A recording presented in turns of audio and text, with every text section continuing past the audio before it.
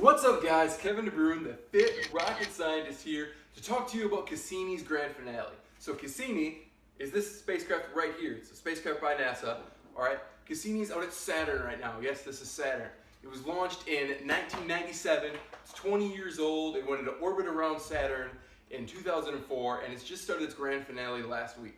So its grand finale is, we've got this pin right here, so you can see, hopefully, what Cassini kind of looks like. It's really small. It's going through the gap of the rings in Saturn. In this gap right here, there is a gap. And Cassini is going to be flying in through those rings. So NASA JPL has developed these stickers. Show you a little bit better. The gap is right there. This is an awesome sticker. They're not publicly available yet. I'm sorry. Don't even know if they will be, but I got the ends.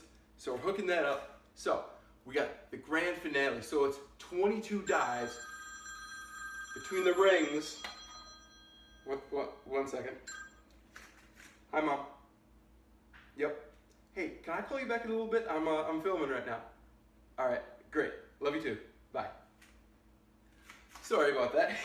So Cassini is going in 22 daring dives between the ring gap of Saturn. So it comes in, it's going in on the opposite side that it comes in, goes through this ring gap, boom, comes out the other side, and then does the orbit again. It does 22 of those daring dives. First one was last week on April 26th at 2:15 a.m. Pacific Standard Time. It did that, but then NASA didn't hear from the spacecraft for 22 hours. We had to wait for it to process data and then get in contact with Earth.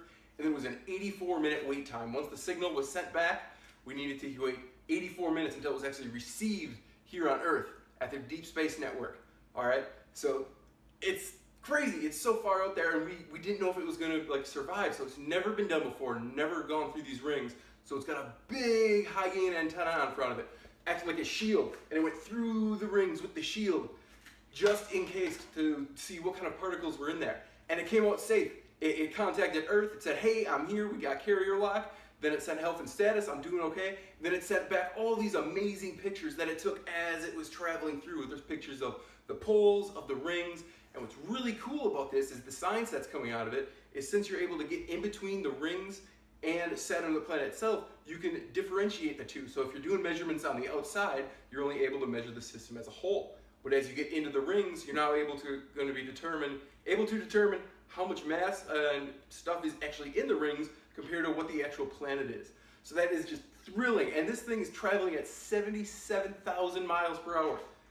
Cassini is traveling at 77,000 miles per hour through this ring gap, coming out the other side. So the ring gap is only about 1,500 miles wide. So for the first pass that it went through, it was 200 miles just shallow of the innermost rings that we can see, and about 1,900 miles above the cloud tops. So that's in the atmosphere.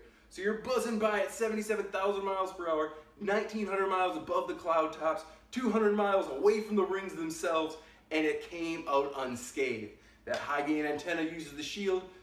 We were perfect, nothing happened. So the next time, you don't have to use the shield as you go through.